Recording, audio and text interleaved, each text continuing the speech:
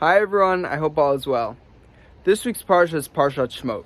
And in this week's Parsha, we get introduced to the leader of the Jewish people for the rest of our journey here throughout cycling through the Torah. That being Moshe Rabbeinu, right, Moshe.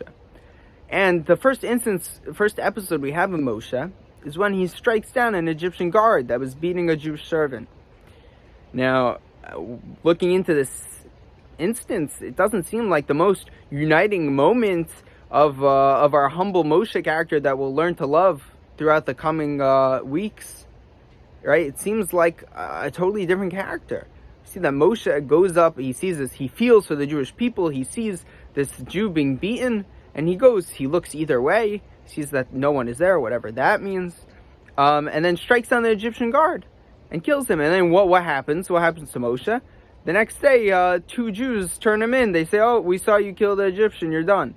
So what happened here? Moshe ends up fleeing to Midian. This doesn't seem like the leader of the Jewish people.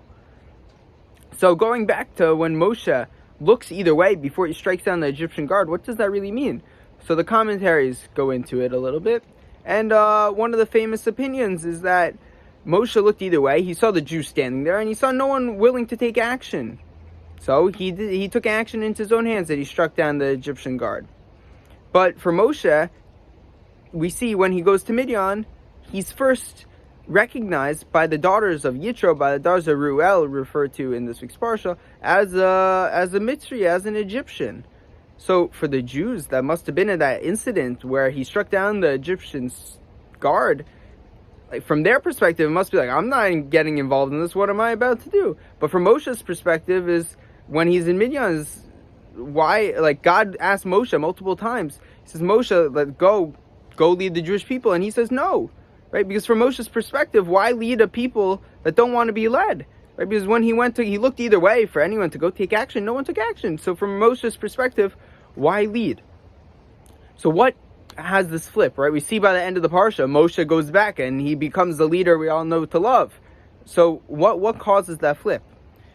So we see at the end of the instance of the burning bush, toward the end of the Parsha, middle of the Parsha, Moshe says, okay, I'll go back. Right? He says, I'll go back to my Achim, I'll go back to my brothers. And that's the difference. Right?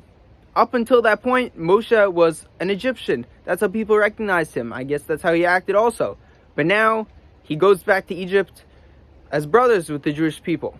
And that's such a valuable lesson for all of us, that when the Jewish way to lead is to lead as brothers. You can't lead from afar in Judaism, in the way we say that we live life, which is just a general rule too. You can't lead from afar. And that is embodied through Moshe in this week's Parsha. And with that, I wish you all a Shabbat Shalom. We'll go into as brothers.